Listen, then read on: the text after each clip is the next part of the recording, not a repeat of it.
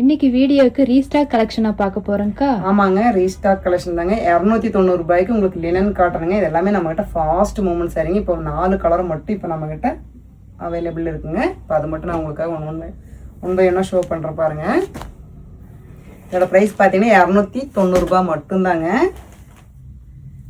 So இப்போ பார்த்தீங்கன்னா 4 colour மட்டும்தான் இப்போ நம்மகிட்ட ரெடியாக அவைலபிள் இருக்குங்க. உங்களுக்கு வந்துட்டு ஒன்று மட்டும் ஓப்பன் பண்ணி காமிக்கிறேங்க.